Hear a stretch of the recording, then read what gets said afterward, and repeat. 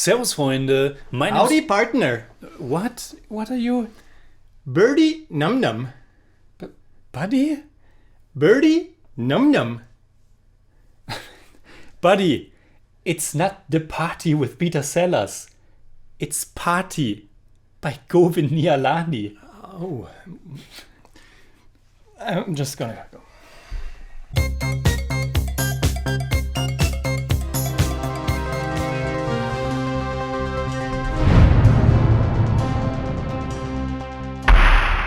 Servus, Freunde. My name is Jimmy Cage. And I'm Deniz, the Buddymeister. And today's movie was once again directly picked for us by one of our awesome Masalameister tier supporters. Vijay Akineni has chosen the 1984 Hindi drama Party. Party was written and directed by Govind Nihalani. It's based on the play of the same name by playwright Mahesh L. Kunjwar that was released in 1976. Now, I really couldn't find that much information about Govind Nihalani. What I did find out though is that he started out as a cinematographer. Shyam Benegal's Ankur, which we reviewed, actually was his second gig as director of cinematography. But he also worked as a second unit director on Richard Attenborough's Gandhi. So we already came in contact with him. He started directing movies in 1980, and Party was to be his fourth film. Now, I always find it fascinating when a movie is unfolding in a very restrained and distinctive setting.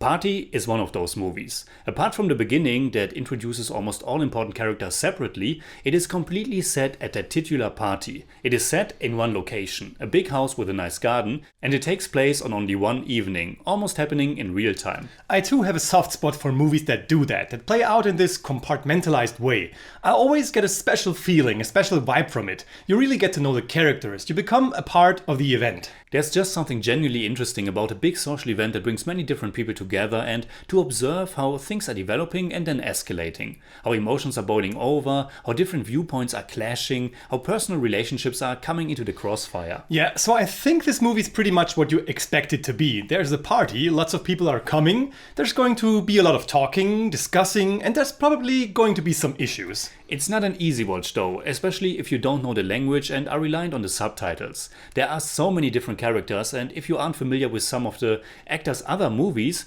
it also means a lot of new faces that you have to remember. But the cast is fantastic and the characters distinct enough for you to slowly understand how everyone is ticking, or at least you get a feeling for their personalities. And you slowly understand what the movie is all about and what kind of topics and issues it tackles. However, you understand pretty quickly that this is a party of the upper class, the high society of artists, playwrights, poets, actors, many people of name are there. So they talk about the theater, about literature, about politics, and further evening progresses, the conversations become deeper and more personal. Things are spoken out loud, secrets come to light. Another challenge was certainly that this is an Indian movie that's almost 40 years old. We aren't really familiar with everything that's going on in India, but we are certainly not that aware of the particular things that were going on 40 years ago. But this is where you can see how universal cinema is and how similar our problems and conflicts are. In this movie, people talk about the tribal community, and it's not difficult to deduce that the government is exploiting and trying to evict them to make a profit. Absolutely. So even if we are not really familiar with the specifics, we are still able to understand the gist of it. You could also interchange this particular issue with another one, and it still keeps its importance and urgency. Party is very much about the art world, and at the heart of it is the question of responsibility and its political dimension. And of course this strong juxtaposition of talking about the world versus actually living in it, of high society versus normal people. All these supposedly brilliant minds are attending this party talking about revolution and change and what's wrong in the country. But all this talk gets exposed more than once, and especially towards the end. So the question comes up if these people even have the slightest idea of what's going on outside of their protected bubble. Yes, so the responsibility of the arts is very much a topic here. It's something that will always be important, and you see people having this discussion all the time, especially when you take a look at the big mainstream entertainment. There are so many people out there who always claim that they don't want politics in their entertainment. They just want to be entertained, relax, and not think about the real world. If a movie openly tackles something political, they often talk about agendas and that movies try to push certain ideas down their throat. And that it wasn't like this in the past, when movies apparently just were movies and not much else. Exactly. People somehow can see or realize that A, movies back then were also political because B, All art, and this includes movies, is political in some shape or form. At the core of politics is the process of determining how people can live together. What kind of community, what kind of society are we striving for? How can we manage living together and consider each other's feelings and needs? Even on the most basic level, a movie is portraying some kind of life situation, certain relationships and social norms and customs.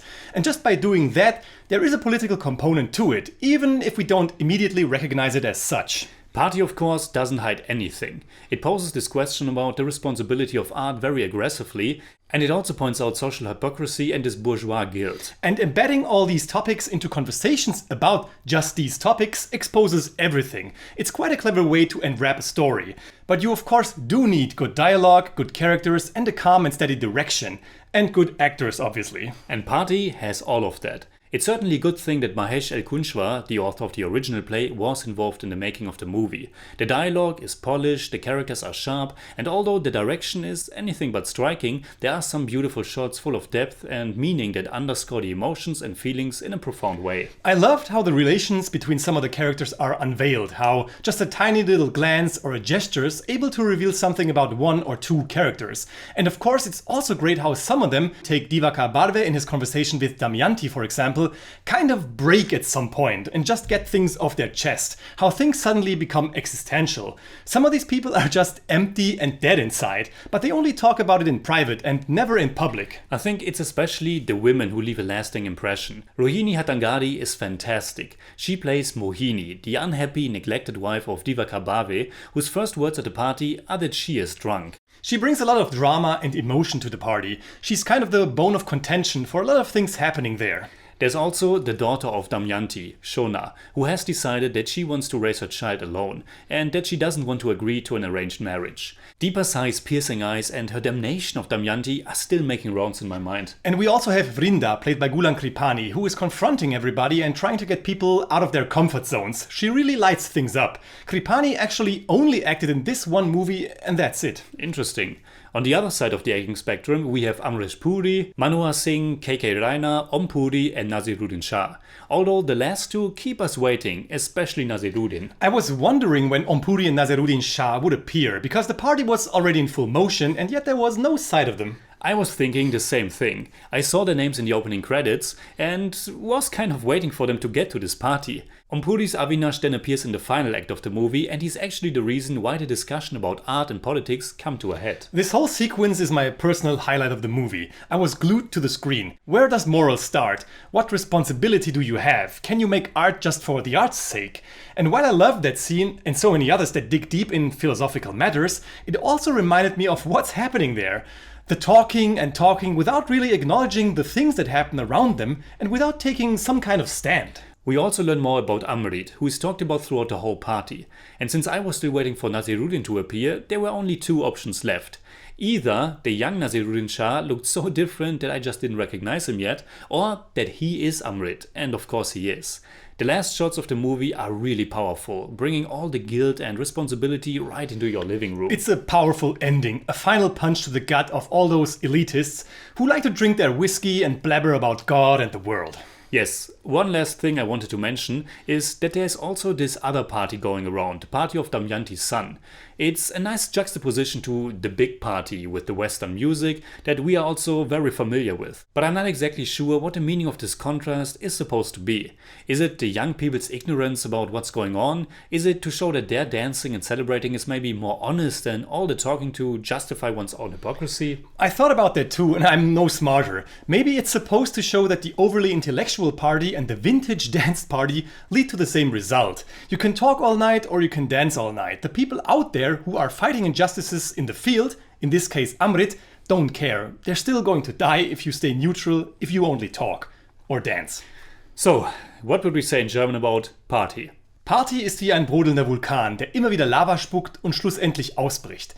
Die Abrechnung mit einer Bourgeoisie, die lieber versucht, sich in endlosen Gesprächen selbst zu finden, anstatt Haltung einzunehmen.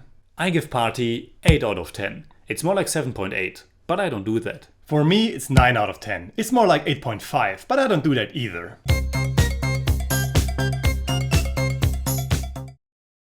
Did you know that the largest tea party ever was held in Indore, in the state of Madhya Pradesh, in 2008? It had 32,681 tea-drinking attendees. Great.